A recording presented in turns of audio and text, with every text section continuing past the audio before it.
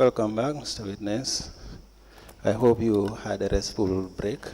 Yes. For continuation of your testimony before this Commission of Inquiry into Local Government Councils and Related Matters, I want to remind you again that you are still on the oath before I hand you over to Madam Chair for us to proceed.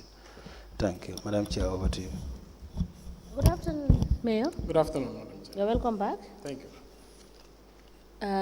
Council, can we please proceed? Yes, thank you very much. Good afternoon to the Honorable Commissioners, everyone present, the Secretary, and the Honorable Mayor. Thank you. Thank you. Lead Counsel, I just have a document to submit. I don't know if I can submit it. Very well. This is in regards to the cases by the lawyer, the validated one.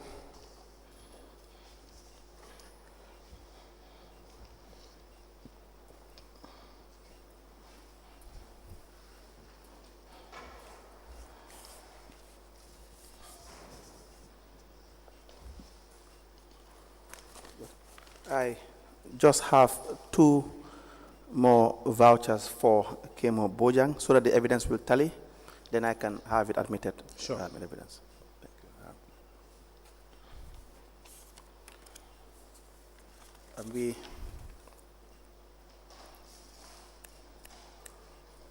Mr. Kamara, we can just have it here, after which I will apply to have it admitted into evidence. Yeah. Thank you.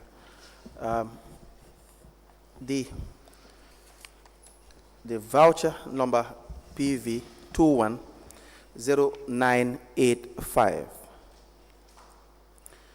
Payment made to Kemo Bojang, being payment for the purchase of football field goal post with their nets for 4 field within the municipality as requested attached. This amount is $235,800. Please have a look at this voucher. The request is attached.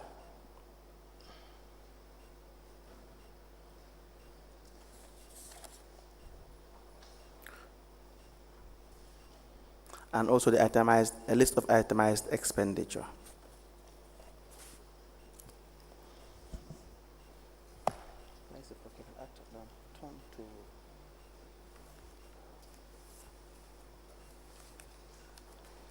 Thank you.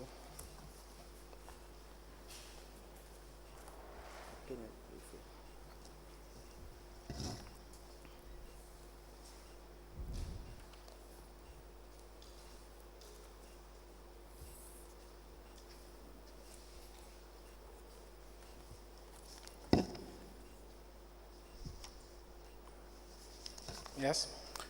Do you recognize that voucher? Not the voucher, but the request. The request, all right. All right. You approve the request? Yeah. Good. And what was the request for? Do you mind reading the The request? Youth Councillor to the Lord Mayor, request for goal posts and nets.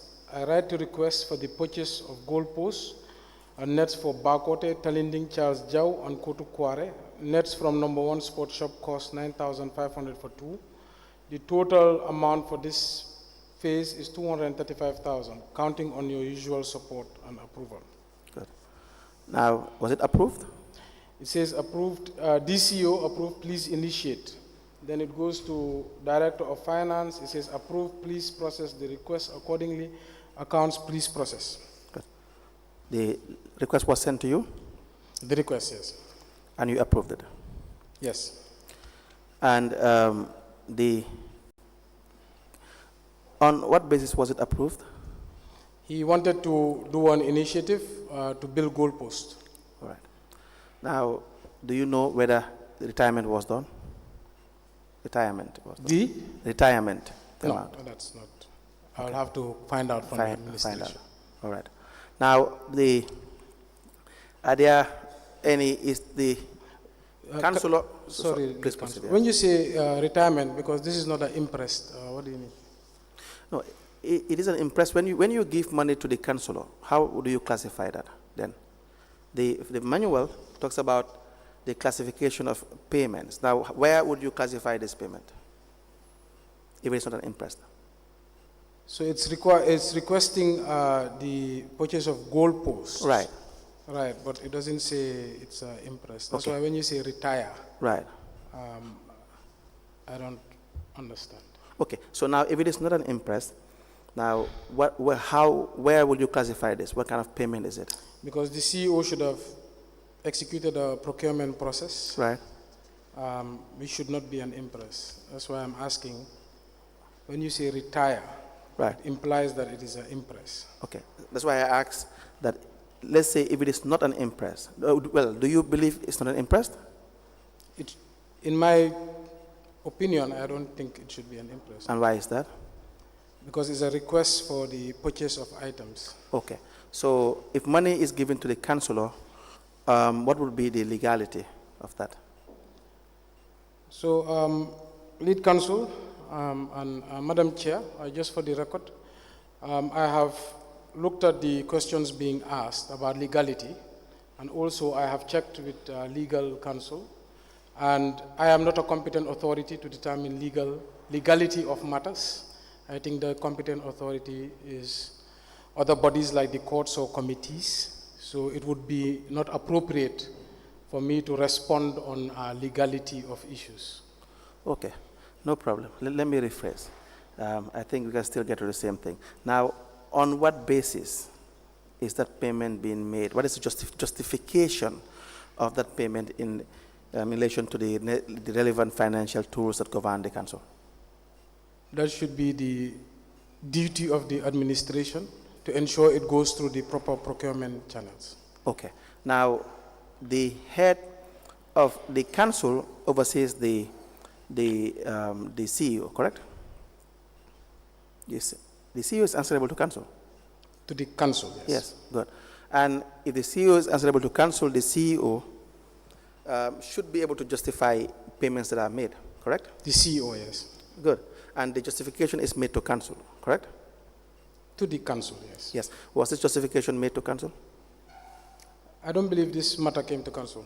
Okay. Should the matter be, should it have been forwarded to council? Given the amount, it doesn't have to come to council. Okay. Now, you have informed the commission that for payments made to councillors, they will be approved by the mayor, correct? No. For activities that the councillors want to carry out, Yes. and require resources of the council, Right. they need the endorsement of the mayor, Yes. before it goes to the right authority. Right. Now, that's exactly what I'm saying. Now, when you endorse, how did you think this payment would be classified? I would expect it would go through the CEO, who would conduct the procurement processes. Yeah. So if the CEO did not conduct the procurement process and then give the councillor money directly, that would be unlawful? Well, did the CEO give money to the councillor directly? When payments, it says payee. You can read the voucher, the payee. I mean, these witnesses, they testified here. Yeah, They okay. accept. Okay, I can see it. Yeah, Mr. Bojang testified here. Yeah, yeah. Now, would that be also not in line? It would not be correct. You can say it's an administrative lapse, yes. And so it is a violation. So with the issue of violations, like I said, Madam Chair, on the issues I discussed on violations and legality, I am not the competent authority to decide those matters. On violations, I think that goes through a process where violations are determined, and I cannot, as an individual, determine what is violating or not. What I can say is, yes, it can be an administrative lapse from where I sit. All right. Now, when the CEO gave money to Mr. Bojang, you said it's an administrative lapse. Yeah. What administrative lapse are you referring to? Well, like we said, CEO is the accounting officer of council. Right. Yeah. So where we is should procure the materials. So where is the administrative lapse? Like I said, I'm not the competent authority. That's why we have the contracts committee. We have the procurement committees. I know before you were asking and I was answering, but I have sought, like I said, legal advice, and I agree with that legal advice. I am not the competent authority to determine legality or violations. You realize I have dropped the word legality, and I have dropped the word lawfulness, and I'm now trying to use the word that you have adopted. Yeah. All right? Which one is? Which is that it is a lapse, administrative lapses. Yeah, so... Did you not say that? Yes, so you asked me whether it's a lapse. I said yes. From where I sit, it could be a lapse. Good. So you said these are administrative lapses. These are your words, correct? Yes, I Good. said it could be. Yeah. So that's why I now ask a follow-up question. Yeah. Now, what is the lapse, administrative lapse that the CEO did not follow? That's why I responded, CEO is in charge of all procurement of the council, so I expect the procurement should be carried out by the CEO. Good. And so since the CEO did not do that, and then the procurement regulations required that it be carried out by the CEO, and it did not do that, that's why the lapse is correct? The lapse from where I sit, yes. Good. And so that when you have a lapse, it means that the actions of the CEO were not correct. That should be determined by a process. So, Mr. Bensouda, you do not know whether something is wrong or right? No, it's not for me to determine whether something is wrong or right. For example, you can murder somebody and the court can determine that you're innocent. Okay. So I think it should go through a right process regarding the circumstances of that disbursement to determine right or wrong. Right. But from where I sit, Right. without any other information other than this, Right. it does seem like an administrative lapse. Okay. So when Senator Martins then made an endorsement and then sent it to the bank for the loans, was that wrong or right? With all the information I got, with all the data I received, with her confession, Right. that I came to that determination. Why would you not wait for the court to determine that? She made a confession. I did not determine. I took it through a process. Right.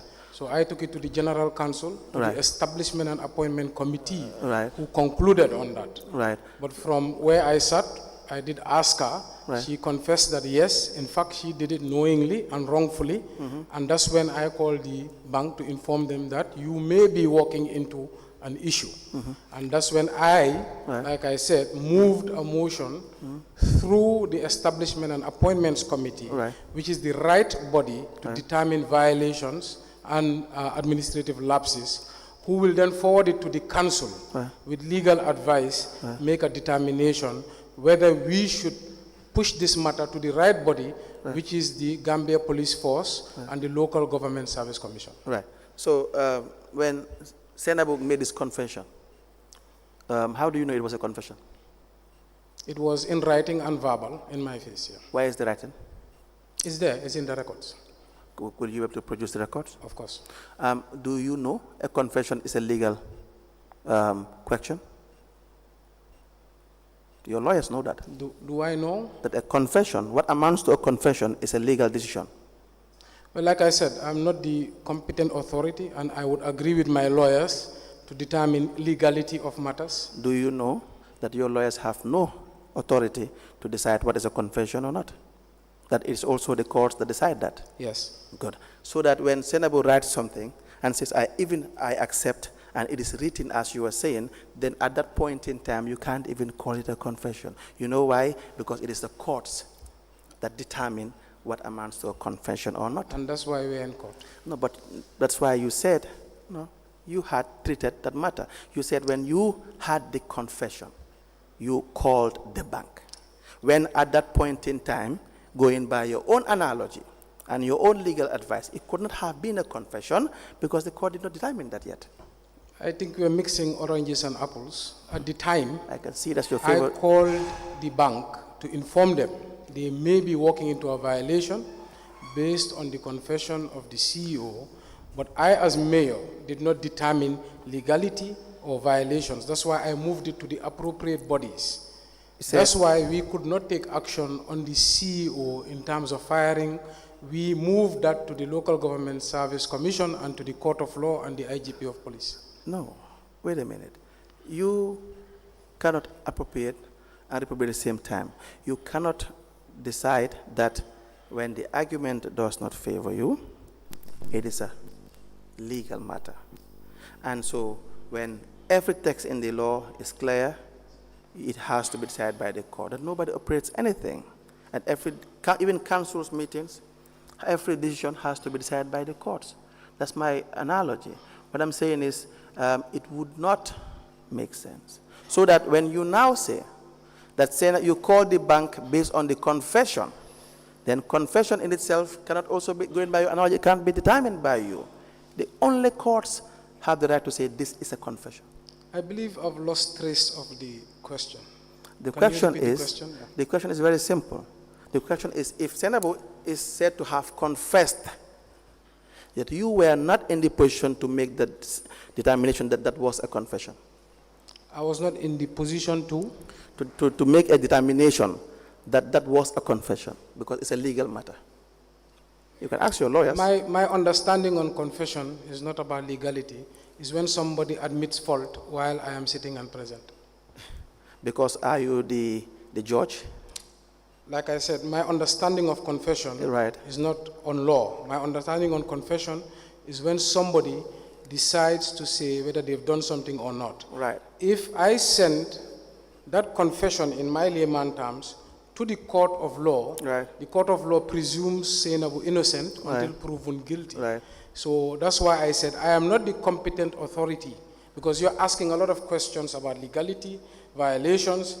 At first, I was responding. At second thought, I thought about it, and with legal advice, I agree with that legal advice. That's why I want to put on record. I am not the competent person to determine legality or violations. What I can say is this a fact? Yes. Is this not a fact? No, based on my knowledge of what has happened or what has not happened. Mr. Bensouda, if the CEO did not follow procurement process, would that be right or wrong? In what procurement process? In any procurement process. That's why I said I need to see the circumstances surrounding the whole matter. With the documents you have presented, based that a councillor has received money, I can agree, yes, based on my understanding of what I see, it is an administrative lapse. Lapses. But in terms of the violations there, in terms of the illegality there, I am not the person to answer that. Now, Mr. Bensouda, you mandated by the position you hold as the head of council to be familiar with the financial manual? Yes, I should know the financial manual. Is the council itself supposed to be familiar with the financial manual? Yes, the council should read the financial manual. Good. So when you did not classify grants as income, is that addition to be taken by the courts as well, or you knew it was wrong? Sorry, I don't catch your question. You understand my question. Now, when you did not classify grants as being part of revenue, when the Act clearly states that grants and donations are part of council's revenue, you agree with me now, right? We have a common agreement on that. At that point, I answered you. I said, yes, it is a lapse. You asked me whether it's right or wrong. I said, I cannot answer that. So when and the legality or violations, I cannot answer that. No, that's okay, that's okay. Yeah. So when the law says on revenue and funds of council, that the revenue and funds of council includes all sums of money or funds accruing to a council, without prejudice to the generality of the Section 1, the revenue and funds of council consists of the following.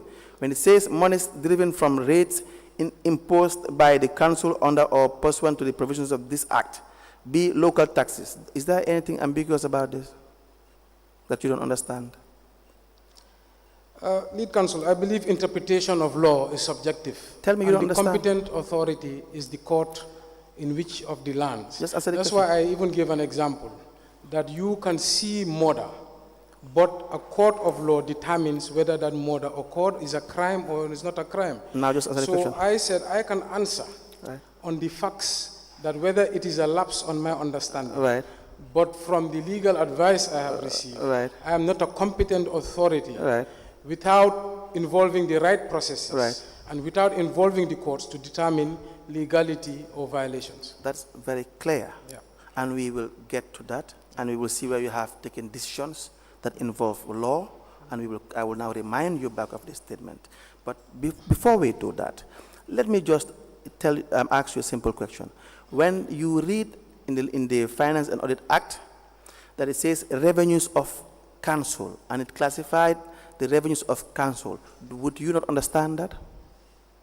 Yes, you will understand it. In the revenue, on my understanding, yes. Of course, you are the head of council. Right. Then there is no point for us to have a head of council when but for every decision, the person must go to court for simple interpretation. No, work would not happen. So for instance, when it says that local taxes are part of revenue of council, do you understand that? Or you need an interpretation? Yeah, I understand that. Good. So when it says monies payable to a council under the provisions of any other enactment, monies derived from licenses, permits, dues, charges, rents derived from the letting or leasing of any building, do you not understand this? Yes. You do understand that. So project funds, donations and grants other than from general revenue, do you need legal advice for this, or you understand this?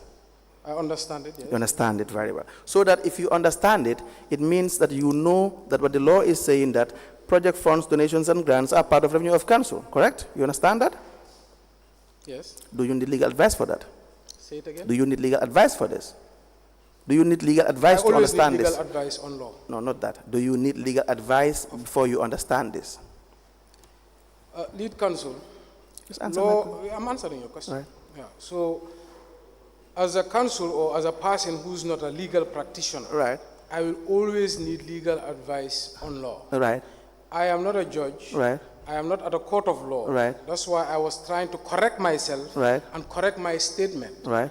I cannot make judgments on legality or not. It would be wrong for me to do that. What I can say is whether facts are as I see them or they are not as I see them. Good. That's why I said yes. If this money is given to the councillors, Right. as the facts present, Right. I can say yes, it's a lapse Right. based on my understanding Right. of the process. Right. But can I jump to a conclusion and say it is an illegality? Right. That I cannot do because I am not the competent authority. Right. I don't understand the circumstances around the issue fully. Right. And it must go through due process. Right. So I'm just making that correction. You remember I had said I had dropped the issue of whether it is lawful or whether it's illegal. You recall that? Now I have used the words that you are using. When I said lapse, when you said lapse, I'm now saying here that when you, the KMC, did not include the grants in relation to being part of revenues of council. Now, was there any part of the law that you did not understand, that you needed advice from? That's why you did not put it there, that it is not clear, the law, when it said that project funds and donations are part of revenue? A lapse meaning it was not brought to our attention or we did not refer to it. Okay. If it was brought to our attention or referred to us Right. or seen by a committee Right. or a regulator or a competent authority, Right. then we would correct it, and that's what we have done. Right. So, is it anywhere in the law that this has to be brought to your attention? Or are you mandated to acquaint yourself with your regulations? That's why when it is not done, it is a lapse. Please answer the question. Is it a requirement? It's a question. It's a requirement that it must be brought to your attention, or are you mandated by law, the office you occupy, to acquaint yourself with regulations? Both. Both. Good. Now, so where is it stated that it must be brought to your attention? I think the laws that set up the National Audit Office, Right. the laws that set up Internal Audit Unit, Right. and the Ministry of Local Government, Right. who must inspect the councils, Right. and the minister calls to ensure the council is following regulations, policies, laws, etc., Yes. should invite the council to a lapse when they do see it. That's not the issue. That's not the question. What is the question? The question what you are talking about is pointing out what you did not do or what is at fault, what is faulty. I am saying acquainting yourself with the regulations. You are the head of council. The councillors are also the governing body of council, which is supposed to see the administration of council.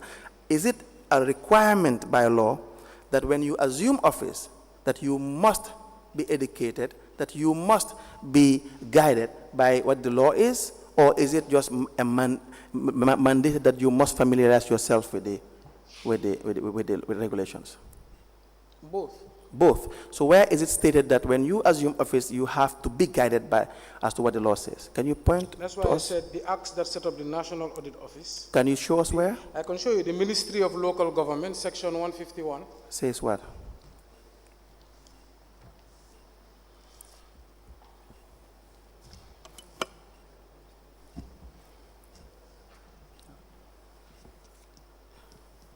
You mean to say the Local Government Act? Yeah. Good. Sorry, yes. That's all right. I Stop understand. saying yeah. No, that's okay. I understand.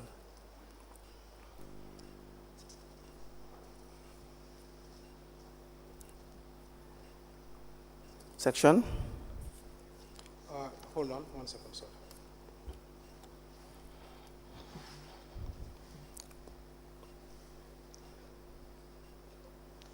Section 150. 150. It states inspection and monitoring of local governments. Yes. The inspection of local governments by the ministry and other state organs authorized by law Yes. shall promote, foster adherence to the rule of law and Yes. principles of natural justice and good governance, Yes. and foster the elimination of corruption and abuse of office, Right. subject to the Constitution and any other law. Yes. An authorized person carrying out the inspection shall have the powers to Right. enter and inspect the premises or property of any local government authority Yes. as may be relevant to the inspection, Yes. inspect books of accounts, records, stores, any other document, and require any person to produce any documents or item connected with the inspection, and where necessary, retain any document or item connected with the case being Right. investigated, and look into the matter on his or her own initiative or on complaint made to him or her by any member of public, whether or not the person has personally suffered any injustice by reason of that matter. An authorized person carrying out the inspection may attend any meeting of council or committee of a council. Right. So I think that shows that the ministry is supposed to inspect. Inspect. We can also go to section 149, Yes. mandate of the ministry. Right. The ministry shall monitor and coordinate central government initiatives and policies as they apply to local government and ensure harmonization. Coordinate and advise persons and organizations in relation to the projects involving direct relations with local government. Assistance in provision of technical assistance to local government authorities. Monitor and supervision of operations of local governments and their compliance with all laws, regulations, and national policies and guidelines. Right. Ensure transparency, accountability, and compliance. Right. So to answer your question, yes, it is in law, that's why I said both, that we should follow the law, but also have bodies to ensure we are complying with the law. No, my question was not about compliance. My question was never about whether there is a body that is to inspect your work. You see, let's check and balance, right? So that every institution, every office, when you are employed, and I will show you proof, even you at KMC do that when you send your appointment letters. You demand that they acquaint themselves with the law, so that the inspection body will now see whether what you are doing is in line with what you are supposed to do. That's inspection. Nowhere from what you have read did it say that when you assume office, you should be guided by as to what should be done. He didn't say that. Of course. Read it again. That's why the ministry is there. No, read it the again. ministry is to guide. I've read it, I've understood it very well. The ministry is to guide the councils and ensure compliance with the law and policies of the land. You would have been acting in your capacity, and then there would be periodic checks to see whether you are in compliance, Mr. Bensouda. This is basic. It doesn't have to be periodic. It can be spot Okay, checks. we would not spar over this, and I will show you your I-set file was employed, and I will show you the offer of appointment later. And I will want you to read it, especially paragraph G. Sure.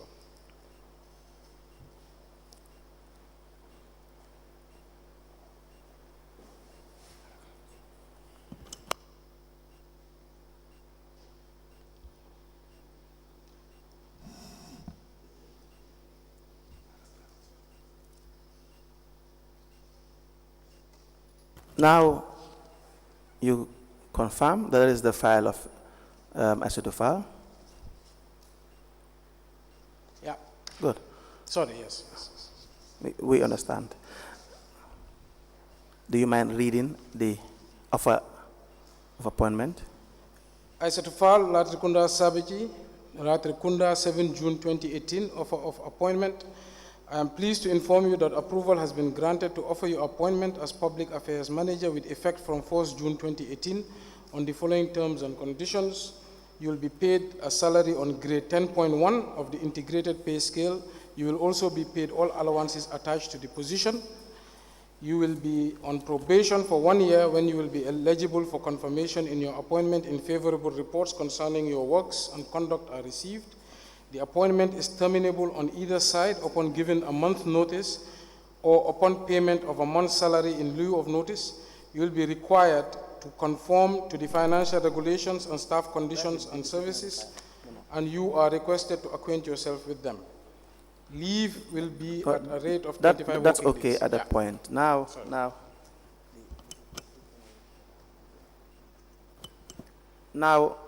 G again. Can you please read again paragraph G?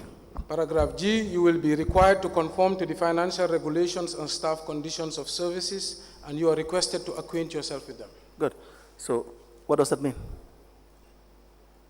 As it says, you are required to conform to the financial regulations and staff conditions of service, and you are requested to acquaint yourself with them. So, Aissatou Fall is expected to acquaint herself with regulations, correct? Yes. Good. Financial regulations. All regulations. When an employee is employed, it's basic. You said I should read paragraph G. Yes. That's why I said regulations. Yeah. Now, this goes to all other employees. They are usually advised to acquaint themselves with regulations, correct? Yeah. Good. Sorry, yes. Because that is the right thing to do, correct? Correct. Good. And so if your employer, which is KMC in this case, expects that the employee should acquaint itself, him or herself with regulations, is it just not expected that the employer would acquaint itself with regulations? Both. No, it's just a one question. I didn't have two limbs in my question. It's just one limb. You said if the is the employee required to follow regulations, and is the employer required to ensure that the employee follows regulations? Okay, I'm sorry. Let me just take it back. Okay. If the employee is required to acquaint himself or herself with regulations, is it also not expected that the employer would have to acquaint itself with regulations? Yeah. Is it a yes? Yes, I think everybody is required to follow regulations. No, not follow, acquaint. Acquaint is the word. Yeah. Yes, thank you. So we're on the same page. May I have the file?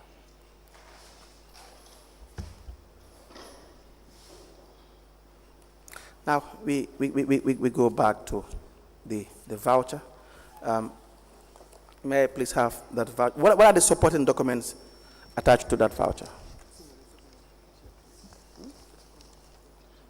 Yeah. Seems like do we have, sorry, bill of quantities. All right. Are there outstanding, is there a file that, yes, please, may I have the files back? Now,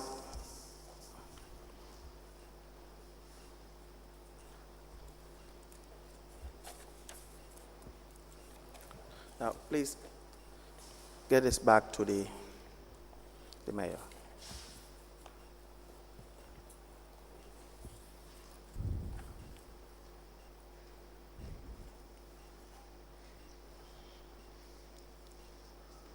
Yes.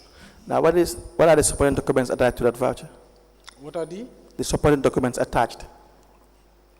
This seems like a schedule of quantities. Seems like. Why would you say seems like? Okay, there's a name and a telephone number. But? It just seems like there's a schedule of amounts, quantities, unit prices, and total, and a name and a number. Okay. Seems would suggest it is not, the information is not complete and you're not sure.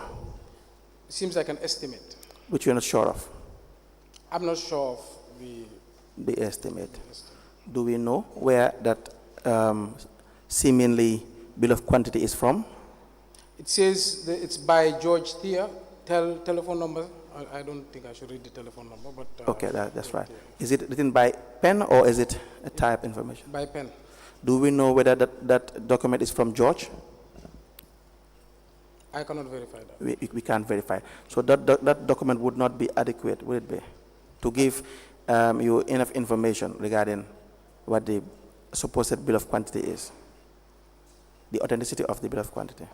Well, if it's a bill of quantity, I'm not an expert on bill of quantities, but I don't think there's the quantity, there's the unit price, and there's the total, and there's the description of the item.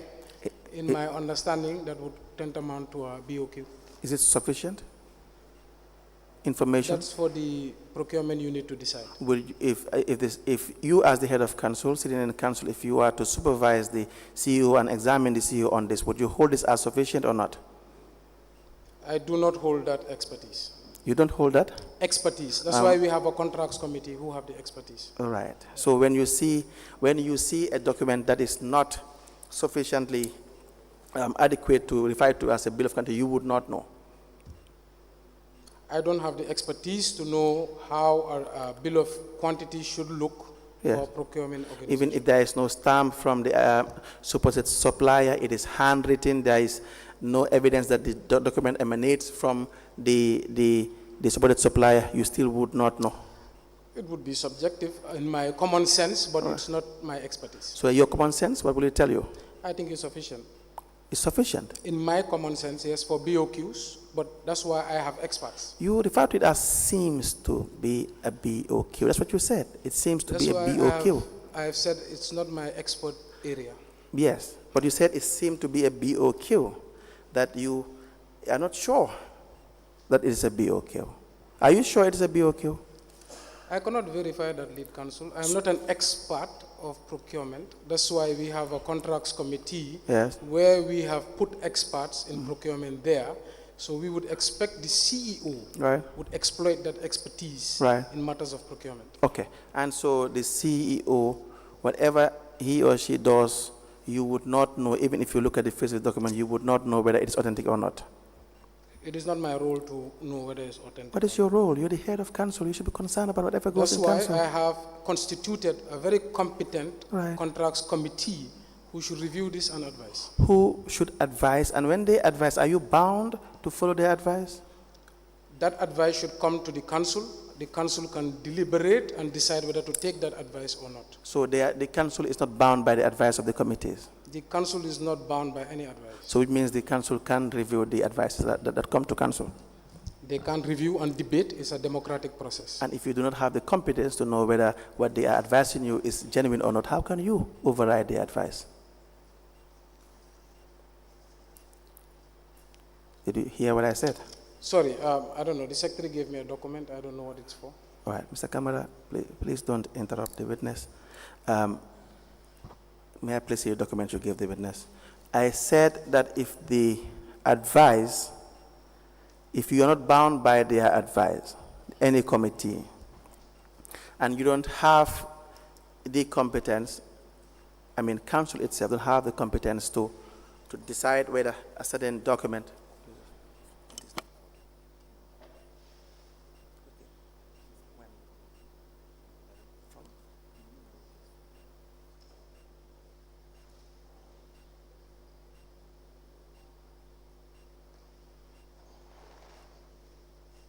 Now, the register is just saying that the document is from one of your, the team or the people regarding the document is supposed to be for you. I have instructed him to wait after the sessions, that they can give you documents so that you can review them, if it is coming from them.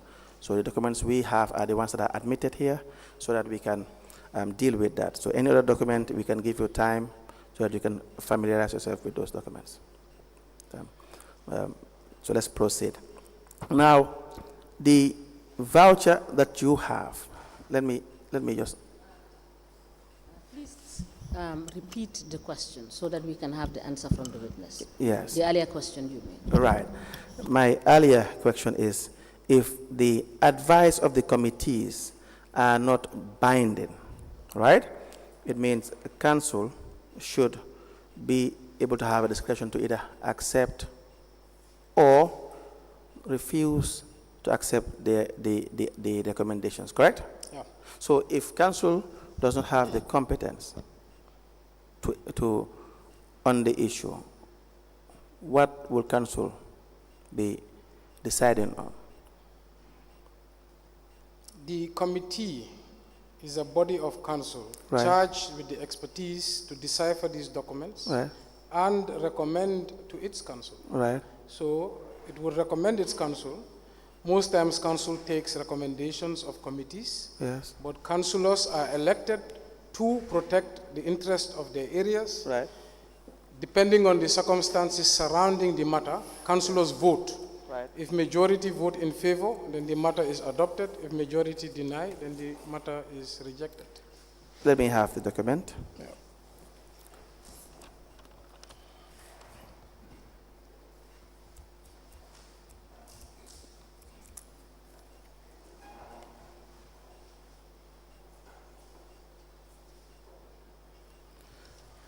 Now, the payment voucher, let me just highlight the materials for 4 football fields.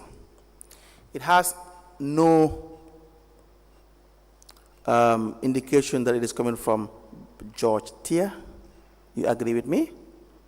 Because it is written with pen by George Tier, and there is no signature. You agree with that?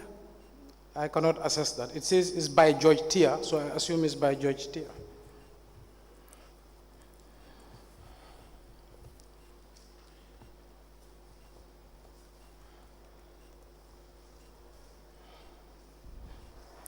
Is George Tier a name? I would presume so. So you don't know whether George Tier is a name. It says George. George is a name. Is George Tier a name? George Tier seems like a name. It seems like a name, so you're not sure whether it is a name. I didn't write the name, and I don't know the name, so it seems like a name. So if you don't even know that George Tier is a name, how would you know the document is authentic? I'm not sure what you want me to answer. No, Mr. Bensouda, look. If you can't even know whether George Tier is a name, how would you know the document is authentic? I said George Tier seems like a name of Seems- somebody, right. because George is a name. Right. Now I don't know what exactly I don't know exactly how you want me to answer. No, we are talking about the authentication of that document, whether that document is valid or not, whether the information on that document. I had asked you, is there anything on that document that will give you enough information to suggest it is from an institution, is from a business, the name of the business, the letterhead, the stamp, the signature of the proprietor or the business owner? Is there anything of that sort? The name is there and the telephone number is The there. name of? George Tier. So now George Tier is a name. Seems like a name. Seems like a name. Okay, which business? I don't know the business. Okay, so what does George Tier do? I don't know what. Well, it says workmanship. I don't know. Welding rod, That's what, thinner, cutting disc, black pipe, 6 millimeter rod. that's what George Tier does. How do you know that? I don't know. What is the question there Well, exactly? That's what George Tier does in business? I don't know George Tier. I don't know the invoice. Right. I don't know what George Tier does. Right. But it is not my expert area to know. Right. It is not my role to investigate what George Tier does. Right. That is the role of the procurement unit Right. and the contracts committee. Good. Now it is brought to your attention. Is it, would you have an interest in knowing whether the policy that is from council that is paid to supposed George Tier, whether it is an authentic payment or not? What I do know is the goal posts were built because I myself scored a goal in the one at buffer zone. So Congratulations. thank you so much. The goal posts were all built Okay. because I visited most of the goal posts during Right. my mayoral tours. How were they built? I see it's just with standard goal posts. So, but you don't know how they were built. I assume through this project. Why would you assume? You It's see, through the goal post project. why, I think why, this is the goal why- post project. Let why, me just see. why will you assume? If it is to assume, anybody can be Yeah, a so mayor. it's the goal post and nets project. If it's just to assume and to just not know and to just not be able to even have a suspicion that the document is not authentic, anybody can be a mayor if that's the case. The law requires amendment to section 15 that the mayor shall be the head of council and supervise the general administration of the area, including dealing with its rules, regulations, and taxes. Are you familiar with this? Yes. How would you supervise this if you do not know anything about procurement regulations? That's why I said, I as mayor, my role is to set up the structures of council with Right. the expert areas. Right. A voucher cannot be presented to me Right. without understanding the circumstances, Right. without understanding exactly how the voucher emanated. Right. That's why I use words like Right. I presume, I Right. assume. Right. Now, if you want me to go on a fact-finding mission Right. about the generation of the voucher, Right. who it was, I can ask the CEO in the affirmative. Right. What I can tell you, I am a witness to seeing these goalposts in the municipality. Right. In fact, I scored a goal Right. at the buffer zone Right. when the goalposts were being presented Right. to the youths of the buffer zone. So I am aware there's a goalpost project, but I cannot use words in the assertive Right. without doing my own verifications. That would be irresponsible of me. No, then ask for time to verify. That's why I said I presume. No, just ask for time to do verification, because what I ask you is within your mandate. Again, read the amendment of section 15. What I am asking you is within your mandate. I am not asking you any question that is outside your mandate. And so if you say, well, I do not have an idea about this, I need time to review it, we can definitely grant that. Can you please kindly read section 15? I am very familiar with my mandate as the head of the council and supervise the general administration of the area, including dealing with its taxes, rules, regulations. I don't see how that has to do with me verifying a voucher presented to me and an invoice presented to me. Okay. And it's not my department, and I have not consulted the people responsible. Okay. Can you kindly read the amendment to section 15? Where is that amendment? Section? 15, the amendment to section 15. Okay. Amendment of section 15 of the Principal Act is amended in subsection 1 by substituting for paragraph B the following new paragraph. Be the head of the council and supervise the general administration of the area, including dealing with its rules, regulation, and taxes. I think I read that. Yeah. Good. So your role is clear. So we are asking the right person as the head of the council. You agree? Do you agree? Say it again, sorry. Yes, yes, I agree with that. Good. And so that the law, all the regulations require that expenditures of council must be in compliance with regulations. That is the Finance and Audit Act, the Gambia Public Procurement Act. It has to be in accordance with regulations, correct? Yes. Good. And so the procurement is mandatory. It's not discretionary.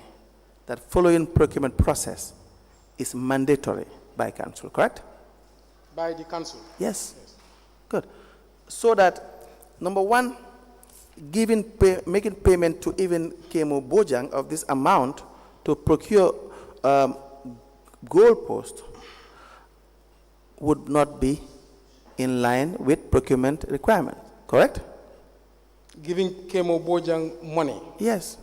will not be in line. Yes.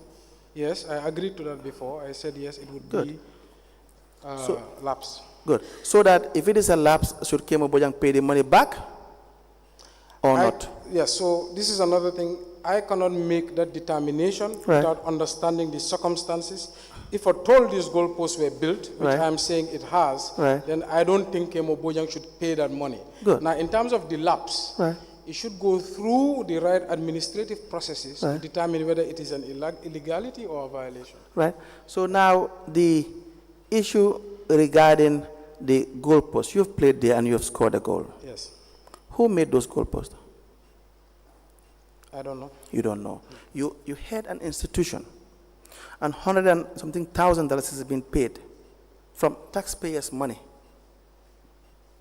to be supposedly to procure goalposts. Number one, it did not pass through the proper channel, procurement process.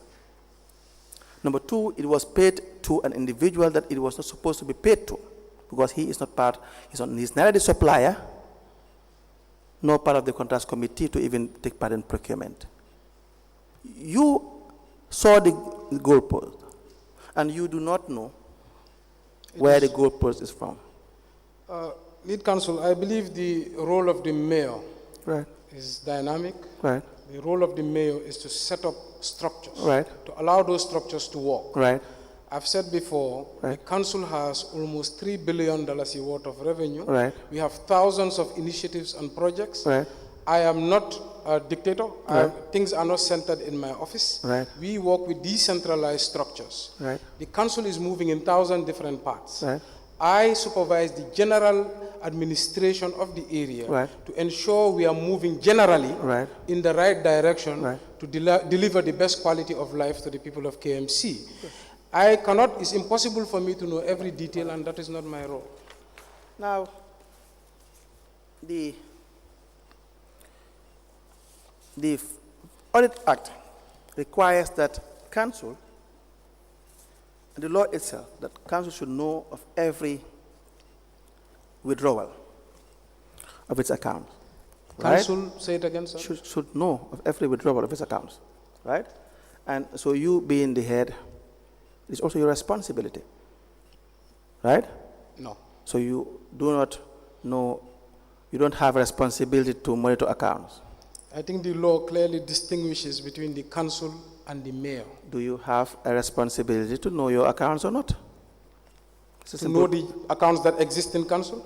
They know the accounts, the detail of the accounts. Do you have the responsibility to be familiar and acquaint yourself with the financial details of council? Yes, I should familiarize myself with the accounts. That's it. That's all I'm interested in. And the other voucher we have here as well is PV 4076, another KMO Bojang voucher. $153,150 is being paid. Do you know in procurement, when you procure items or goods, there should be delivery notes, evidence of delivery? Can you refer me to those procurement? No, that is a question.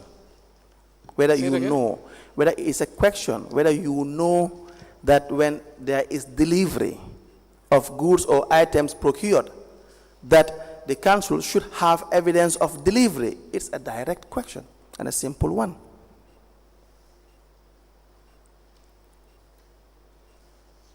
Meaning delivery note? Yes. I would have to refer to those rules, but I am aware of delivery notes. What rules are you referring to? You asked if I am aware that there are rules about deliveries. Yeah.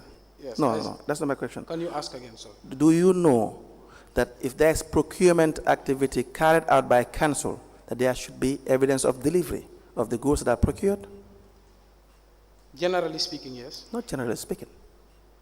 That's not a generally speaking. How would you know you paid $200,000 to procure, let's say, furniture, and you would not have a delivery note or have evidence of delivery?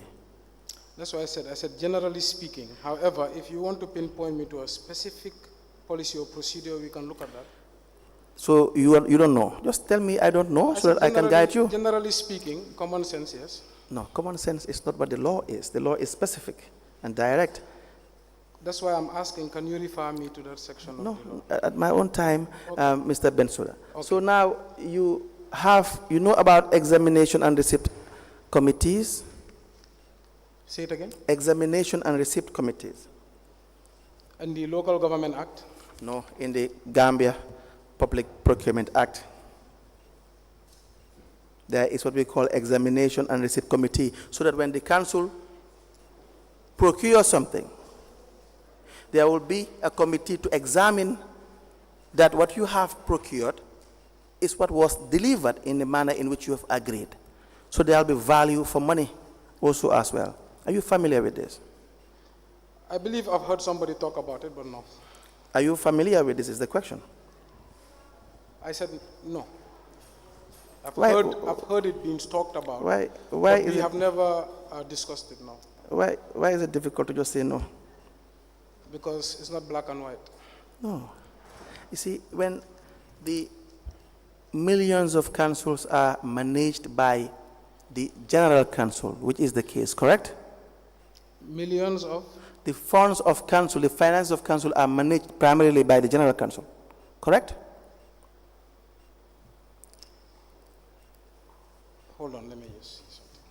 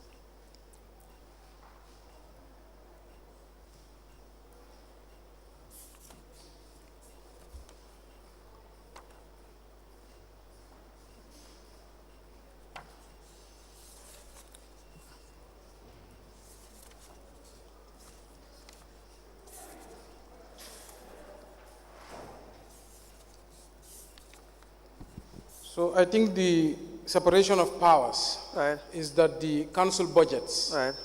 The CEO manages that budget and is answerable to the council for the management of that budget. Good. So what does that mean? The CEO manages the accounts of council And then what is council's role?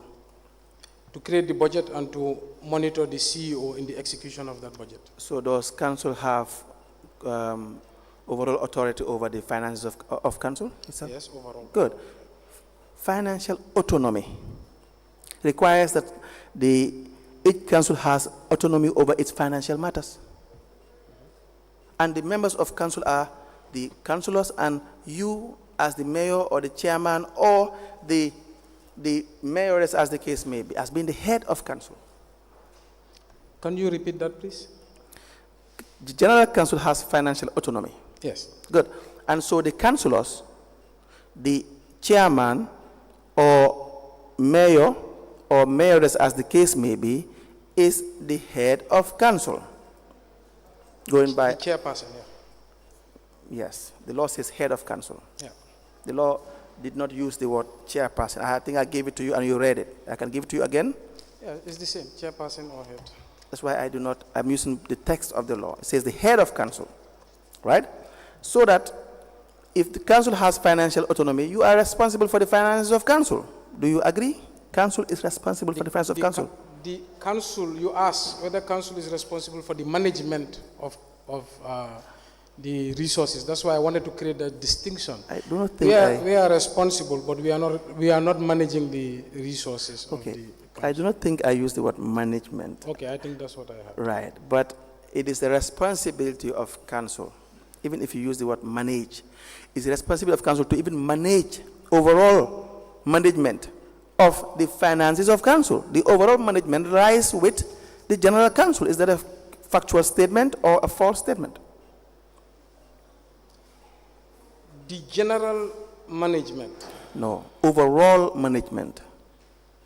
The overall management, that's why I don't know whether we are, The CEO Speaking the is same answerable to council but manages the council finances.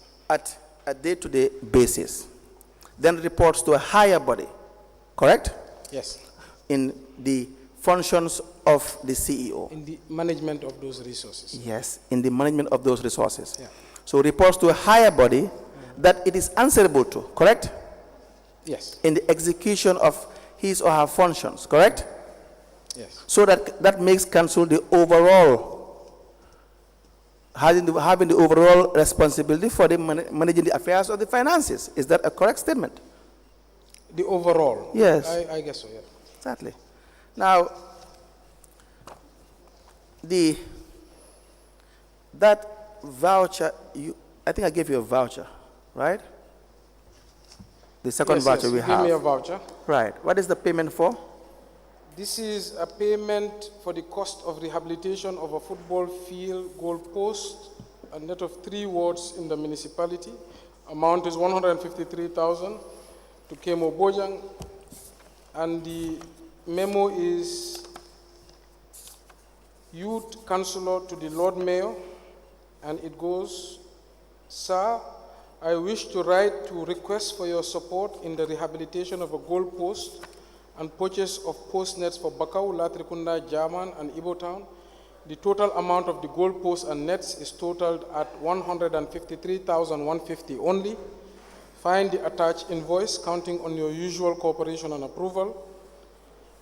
The Deputy Mayor writes to the CEO and says, please facilitate. The Director of Finance approves and the Accounts Unit processes. There's inventory of items or invoice, Right. or a BOQ, I'm not sure, or by George Tier, totaling 124,650, and labor cost 25,000. And then there's a letter behind, that is the Lord Mayor of the Carnegie Municipal Council from the Youth Councillor saying, I wish to write for the acknowledgement of receiving 153,000 only for the rehabilitation of goal posts and purchase of post nets for Bakau, Latrikunda, German, and Ibo Town from Council. I thank you for your tireless efforts. Signed, Youth Councillor Kemo. Now, did that payment have any indication that it has passed through the contracts committee? No, I don't see any indication. Okay. Who was the payee? Kemo Bojang?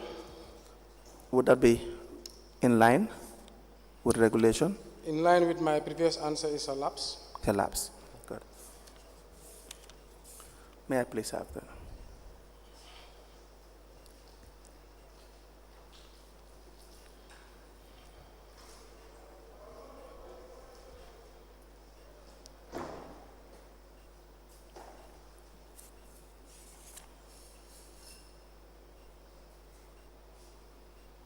Now, again, this in fact is handwritten. The bill of quantity is handwritten. We have George Tia, we have a signature, and we don't know whether there's no letterhead, no business name. You agree with me on those? Based on the Yes. document I saw, yes. Yes. And so another important thing I want to discuss before we conclude on Kemo Bojang's issue is that suppliers are required to register with GPPA. Do you know this? Yes, I do. Do you know whether Georgia is a supplier that registered with GPPA? I don't have that information. Okay. If Georgia did not register with GPPA, would that not be incorrect? Now, I have to refer to the GPPA rules, Right. To abreast myself with the issue exactly. Right. But generally, I believe procurement should involve GPPA for companies.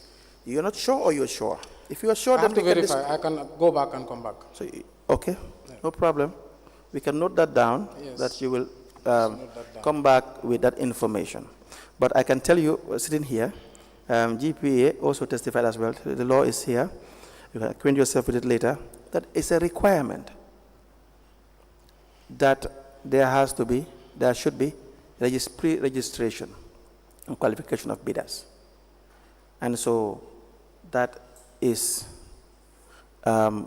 something that is basic for every economic operator.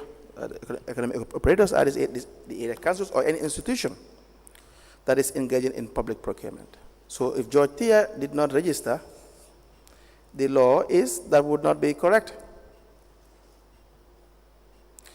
Let me read to you the Gambia Public Procurement Act 2022 on page 39, 32.2, eligibility and qualifications of economic operators.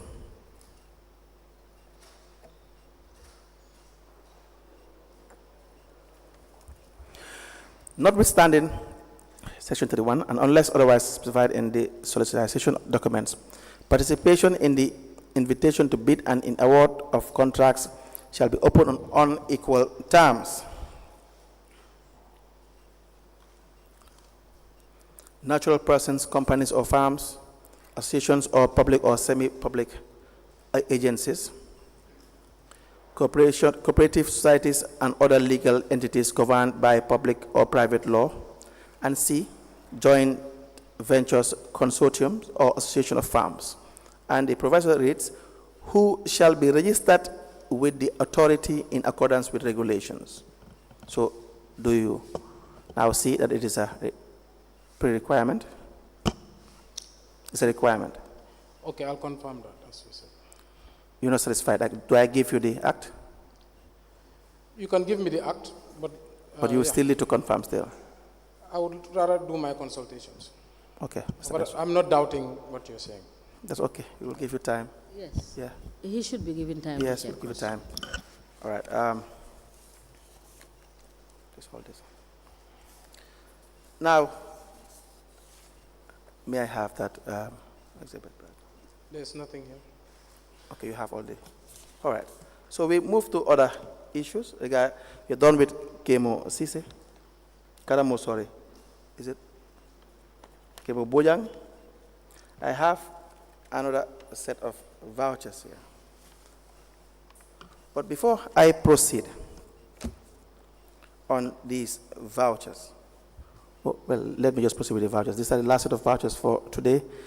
We have payments that were made by way of honorarium from KMC. Now, honorarium, is this captured in your budget?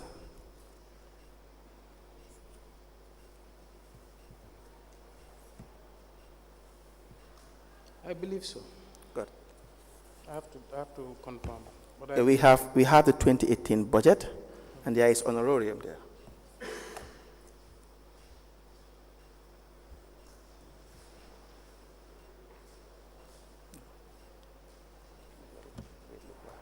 Now, do you have a policy or a guideline in relation to honorariums and how they are to be paid?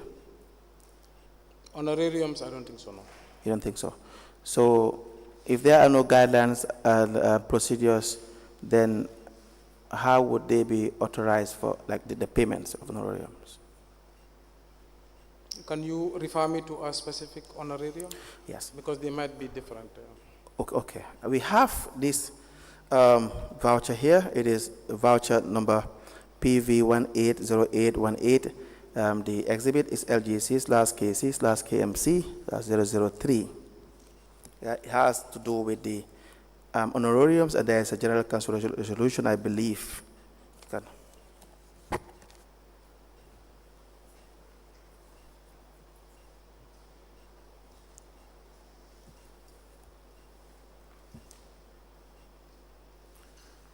That voucher as well is, okay, go ahead.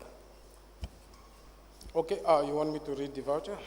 Okay, it says the payee is sundry person paid from EcoBank, being payment for honorarium to councillors, exercise as general council resolution attached. The budget is charged to the mayor's office honorarium. That's the budget, so I presume there's a budget.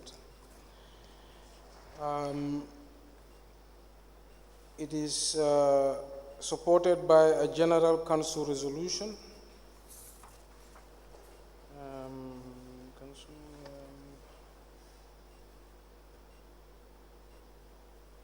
Okay, General Council Resolution number 2.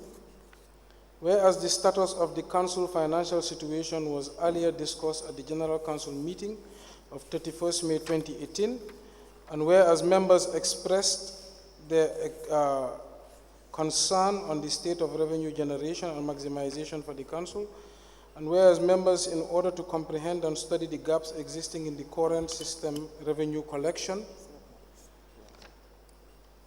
whereas members began the exercise on 2nd July 2018 and completed it on 25th July 2018, resolved that $400 per day be calculated and paid for the duration of the exercise as honorarium to members, adopted this day of August 2018 at the chambers of the Carnegie Municipal Council. Your office is therefore urged to act accordingly. Signed, Usman Gay, Clerk to Council, and assented by Musa Ba, Deputy Mayor of Council. The other supporting document it says budget for market research by councillors. Commencement date 2nd July 2018, end date 25th July, but then corrected to 27th July 2018. The items noted there are breakfast, lunch, and transport refund. And there was a remark, the work was done by 26 councillors for this period of 25 days, and it was successfully carried out. Were you aware of these payments to the councillors? I've heard it discussed at the commission, and I remember the exercise. Okay. What was the exercise? I think the exercise was about maximization of revenue and looking at the maintenance gaps at the various markets. Right.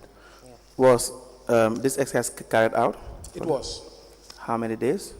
I believe for the duration. Because for the duration. I myself, I partaked in I don't know how to say it. I was a member of one of the people doing the exercise. You were a member of? I was one of the people doing the exercise. Okay, you took part in this exercise? I took part in the exercise. For how many days? It was one of our first, for the entire duration, it was one of our first council exercises. Right. My role was to look at the setting up of market committees, right. was to look at the maintenance gaps at markets, right. because it was one of the critical points of our campaign. Right. Politics is very centered around markets. True. KMC has 19 markets, and all of them were in disrepair. This was a very useful exercise at the time. Okay. Now, the head of the, I think, finance committee, Mr. Is it Karamu? Yeah. Yes. Is said to have led this exercise. Now, there's a report attached to it, right? Yeah.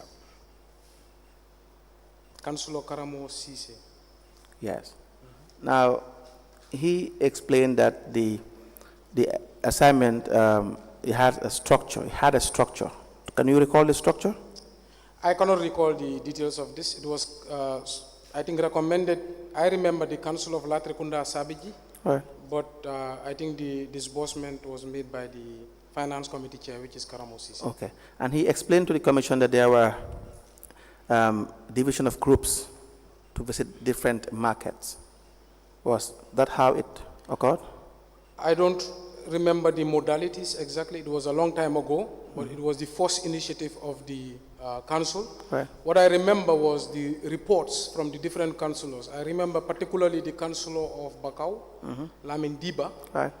who reported that when the collectors were going alone, they were reporting half the revenue right. than when he joined them. That comment I remember very clearly. Okay. So, but you could not remember the structure? No. You don't know whether they were into groups or it was a single, just one group? No, they organized themselves. Okay. If you were given time, would you be able to recall your thoughts as to how it was structured? I can, because there's been a lot of discussion about it, to be frank. We've been discussing how it was a long time ago. Right.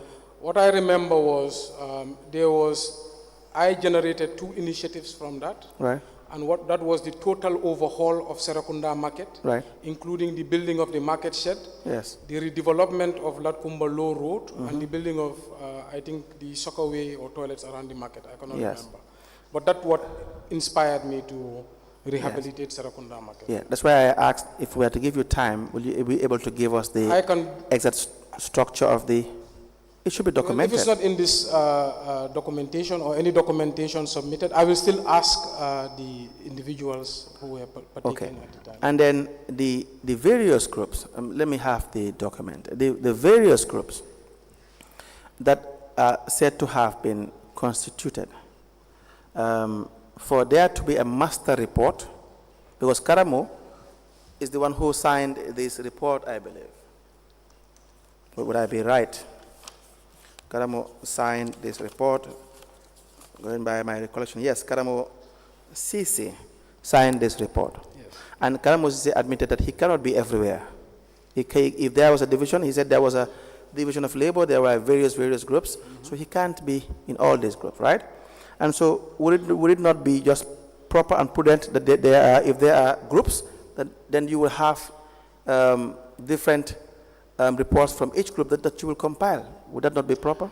Right, so Karamo structure, I think like I said, the Latrikunda Sabiji councillor raised the issue about the suppression of revenue at the markets, because markets are uncontrolled and unstructured and informal. Yes. And that's where the suggestion came that for us to abreast our issue ourselves with how much revenue is being suppressed in the market, we will go and monitor these markets. But my role specifically was to look at the maintenance issues and the governance issues. From there, I believe we changed the Serakunda Market Committee and we instituted market committees in Talinding, Yafatunjai, Latrikunda, Sabeji, and other markets. Okay. So that was why I'm now asking if there are various groups. So before you have a master report, you would have had group reports, because then Karamo would not be present in all these. I've asked him these questions and he admitted he would not be present in all these groups. I think, Karamo would be the best to answer. He structured it. Yeah, it's because payment was made when there is doubt, or let me not say doubt, when there is no evidence on the face of the document that this exercise was conducted. Right. So that we will ask these questions. So that there is no evidence that these subgroups have mini reports, you can call them, or reports that are now used to compile and have the master report, correct? Right. So I would agree with Karamo that if he admits that it should have been better structured, he was in charge of that, then yes, he should have better structured it. And if there's anybody who says that they did not partake in it, then I think they should not receive the monies. Yes. And do you not think individually, even in the regard, not even considering Karamo's position, do you not think where you have subgroups, before you have a masterpiece, you must have known each group's activity and what they have found, so that you can make your report? I guess these modalities are determinant of who created it. So that, like I said, it's best for Karamo to respond. Yes, but Karamo is now being supervised. Karamo is now being checked. Karamo now has to be checked because his powers are not absolute. Karamo does not operate in vacuum. So that when the Karamo does something that is inadequate or seemingly inadequate by the supervisory body, there is no problem raising questions or asking questions, correct? Yeah, so I think the finance committee should structure that. And the administration should ensure there is proper procedure. Should the General Council be interested in the modalities? Because they approved it. As a body, yes. Yes, did they do that? I think the General Council was satisfied with the exercise. Is there any evidence of that? Yes, I think there was a satisfaction. Of my review. Memory, but I don't know whether there's physical evidence, but my memory and my testimony today is there was a general satisfaction there, and there was, like I said, reports back when I was chairing that session, that there was a notice, especially in the Bakau market, of a suppression of revenue. Yes. And this motivated us. One thing I tried to initiate, because markets are sprawling. Markets have large portions that are tabled by women, and kiosk. I remember we had a big kiosk problem. We were saying, how about we now serialize these kiosks, because market revenue is very hard to detect. Yes. And we always suspected it's the highest suppression of revenue. Yes. It has been a very elusive and difficult thing to track. Right. So that's why we were thinking that market revenue may be the biggest revenue in the council, but we must be able to map the council. But I can tell you categorically clear from my memory, we were very satisfied I'm very proud that we were able to notice that there are big lapses at the markets. Okay, so for me, it's not the idea that there is a certain degree of genuineness in doing that exercise. Now the question is centered around whether the exercise is in fact occurred. So my role here is to test the evidences of the witnesses in relation to making sure whether this exercise really occurred. And so that the evidence that I've been given, I have to test it and try to see the veracity of that, of those statements. So that one, we talked about the report, and the beneficiaries of these payments were the councillors. So that it is just common sense that they would not just come back to General Council and discredit the same payments they have received. That wouldn't make to question the same payment that they endorsed. The question of who polices the police. You understand that? The very General Council endorsed, by a resolution we have seen, endorsed these payments, right? So that they would not now come back and question the same payment they have endorsed. And that's why we have external bodies like the National Audit Office and the Ministry. Yes. Who should look at the accounts and let us know. Exactly. Whether, that's why, like you rightly said, right, we cannot be judge, juries, and executioners. Right. So there's people to check the council, and those are the bodies I just mentioned. Okay, that's why I'm asking these questions again. So that for Karamu, number one, it was put to him through the questions. It was asked. He was asked, and then that there is no compilation of reports to indicate that there were different groups. And even if you look at the report, you will see that he specifically uses the refers to the exercise as if it was one unit. For instance, the two members went round to review the receipts on lessons. One problem they saw, it was general. It suggests that it was just one group. The three members went round to inspect the sanitization aspect in the market. The 5, 6, and 7 members visited Latukuda, Saibiji, Fajikunda, and Abuko markets and virtually saw the same problems. Ticket duplicates were traced and inconsistent payments on the license. The 8 members directed their exercise to Talinding Central, Talinding Jilifiti, Bundung Market, Bohol, and last, the Bundung Market. Now, did you have time to scrutinize this report as head of council? I cannot remember. It's a long time ago. And can I ask what date is on the report?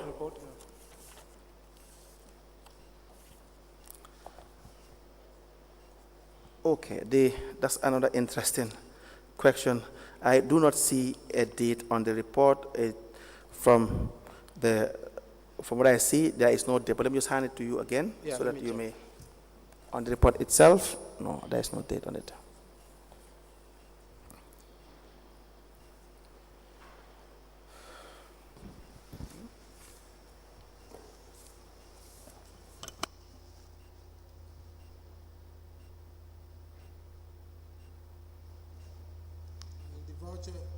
The voucher is on August, I believe, August 9th.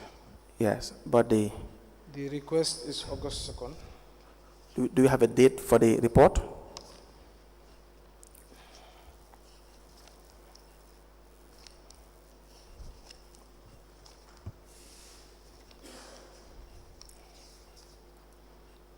Yes, there's no, that's why I wanted to ask, there's no date on the report.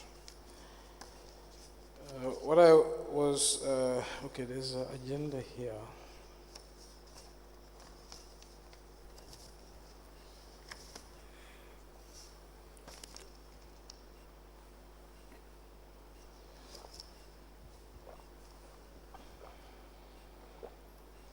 So this was, I believe, 2 months into office. So I'm thinking maybe I should check if the relevant committees that should have exercised oversight on this were set up or not. I would like to verify that as well. Very well, no problem. But it's confirmed that there's no date on the There's no date. I don't see a date. Okay. I believe it's a convenient point, but before we conclude and rise, please let's admit Please check the document that was given to you by the witness. And if you so wish to submit it for admission, you may do so. Yes, but we will admit it, and then we have, let me just conclude on this and have it admitted if the chair permits. And then we'll have two or one topic to conclude so that if we are permitted, we can conclude that and then rise if it is permitted.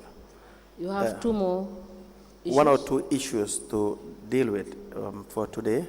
If the chair permits, then we can conclude on that. But let me just round up this document and have this document. Please round up that document, right, and let's have the document admitted. Now, the signatures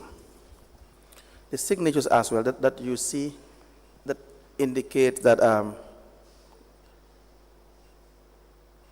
this is different from what you are to check. The signature that is attached to the payment vouchers and the documents therein. Please have a look at them. You mean the signature of the register? Yes, for those who attended this.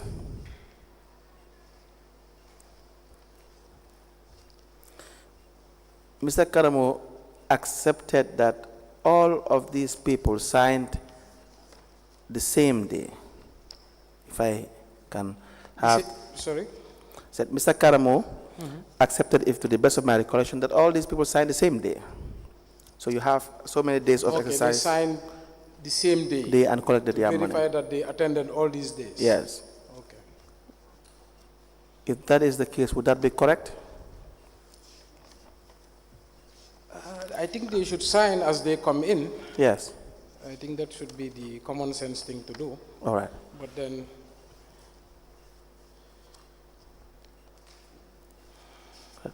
that's fine. We would now leave it at that with respect to the voucher.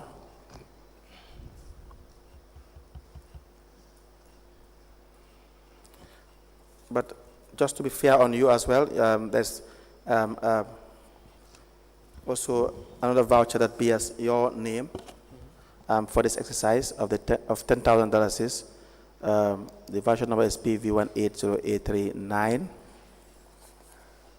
It was raised by the chairman, finance committee, and the acting chief executive officer on the 17th of August 2018. That will make the total honorarium paid to be $270,000. yes.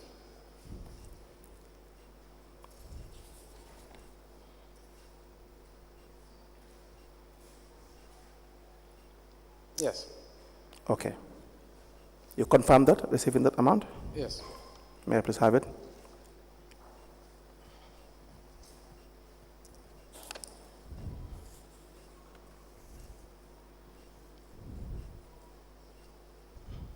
Now, the last question on this is, would you be able to guide us when you furnish us with extra information with respect to these payments, the revenue head, the budget head that was in the budget as to where the justification of these payments from? Which one? This honorarium.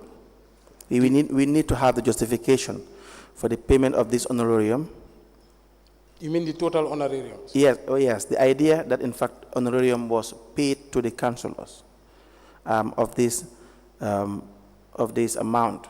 We need to see the what was council's justification in expending the finances of council through honorariums. I believe in your attached document there's a resolution. Right. Right. But the expenditure of council must be in line with budgetary approval. So in the voucher, I've seen it charged to a budget line called honorarium. Right. So like I said, I presume if it's charged, there must be a budget line. Okay. So we will want you to guide us through that budget line as to them justifying this payment because it was sanctioned by the council itself. Whether it was sanctioned? It was sanctioned. We see the resolution signed by your deputy. You yourself said you attended. So we want to know the justification in the budget. It has been referenced so that you as the head of council will be able to guide us with respect to these particular payments that it has been budgeted for. This is the column, and then we are in line. The amount is within the budgetary amount. I can find the information, but like you've said, the deputy mayor chaired that specific council meeting. I was aware of the exercise. I participated in the exercise. Why I was not in that meeting, I cannot even recall. But I will find out the facts. Yes. I would have asked the deputy mayor. And then if you were not a beneficiary of the honorarium, I would have asked the deputy mayor. But then I would take it that you ratified the actions of the deputy mayor when there is a resolution that sanctioned the payments of these honorariums. Say it again. I said I would take it. Would it not be correct that you have ratified the actions of the General Council by virtue of you participating and receiving the honorarium? I think it's a good exercise. Yes, I participated. But yes. Like I said, you asked for the exact justifications, etc. Right. I said I have told you what I recollect. Right. But in the factual nature you want it, right. That's why I said I will also have to ask the deputy mayor because he chaired that specific. Okay, you will ask him. Okay. Now we have the documents here that the witness submitted for it to be tendered. The first is a letter from Senghor Law Practice. The date is 27th of August 2025. It is list of cases handled on behalf of Carnifing Municipal Council.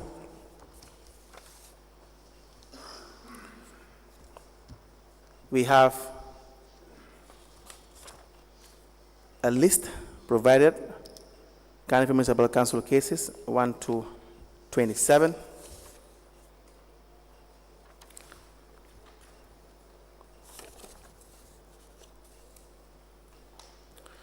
A High Court suit number HC/894/23/CO/172D2.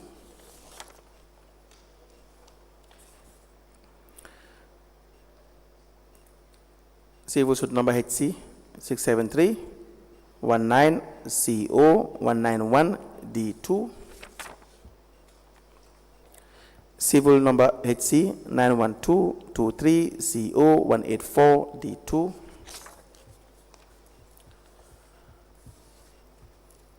High Court Civil suit number HC 893-23-CO-171D2.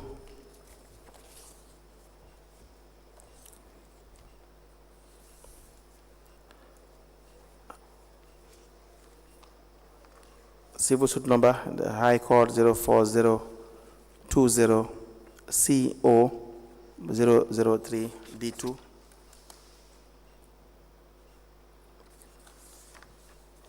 High Court suit number 687-19-CO-197D2. Civil suit number HC 910-23-CO-182D2.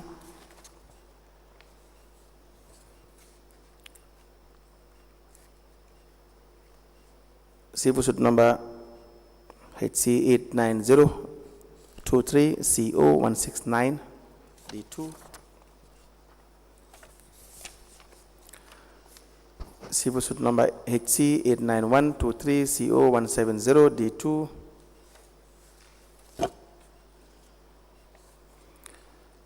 Civil suit number HC 902-23-CO-176D2.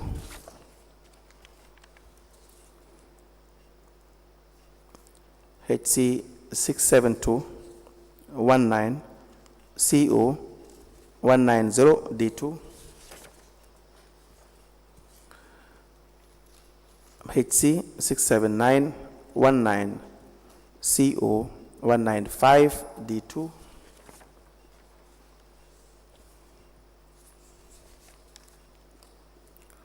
HC 147-CO-02202.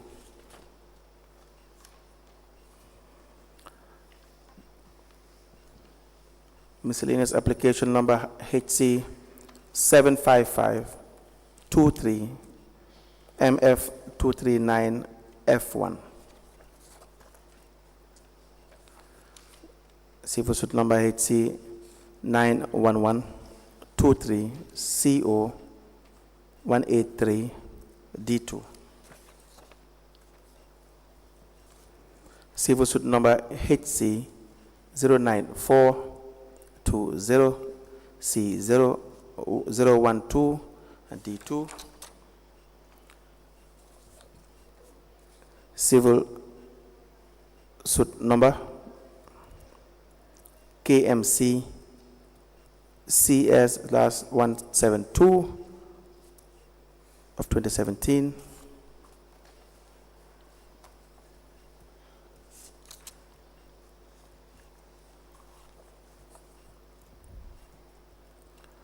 HC 60820 CL153 BO. HC 02222 MF 004 A1. HC 003 119 CO 002 and D2. HC 64019 CO 183 and D2.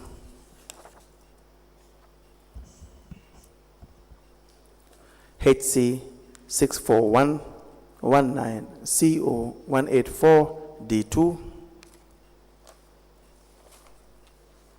HC 67819 CO 194 D2. HC 58219 CO 176 D2.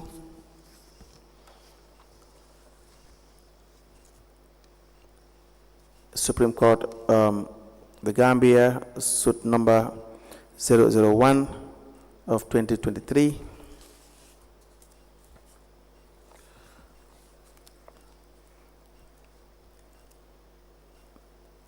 KMC, the KMC Court of the Gambia, case number KMC/CS 129 of 2021.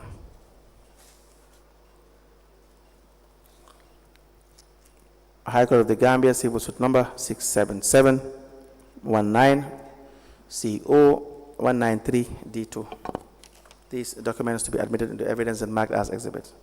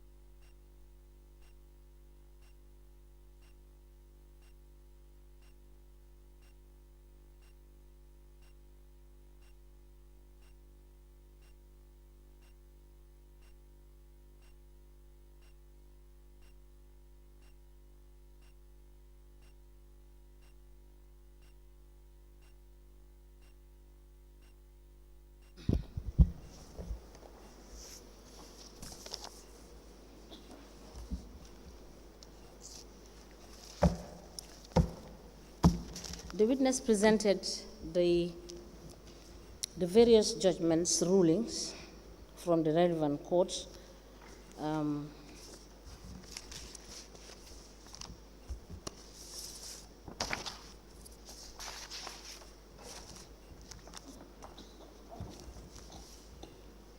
Senghor Law Practice presented a cover note for list of cases that her chambers has conducted on behalf of Kanifing Municipal Council, numbering 27. The cover note is dated the 27th of August 2025. It has reference 62/KMC/volume3/09/SPL. And it has the subject, list of cases handled on behalf of Kanifing Municipal Council. It is signed by Yasin Senghor, and a file copy is maintained. The High Court judgments are 21. There is one Brikama Magistrate Court judgment, 2 High Court rulings, 1 Kanifing Magistrate Court ruling, and 1 Supreme Court judgment. These documents are admitted together in a bundle as exhibit in evidence, and they are marked as LGC/KMC/TAB/005. Pass the commission, please. Just to, before I proceed, do we have the documents that the witness submitted yesterday, the exhibit?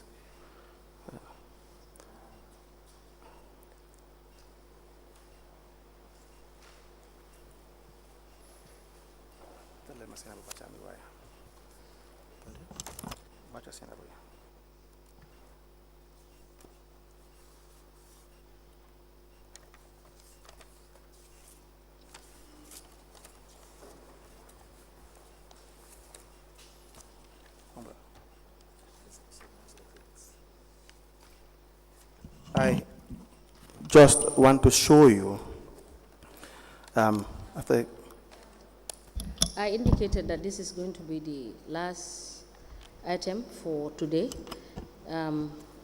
We will be rising. We have already admitted this, and we will proceed.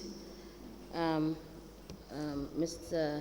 Honorable Mayor Bensouda, we will give you time to put together your documents, and we will see you on Tuesday. All right? Thank you. We will rise. Thank you.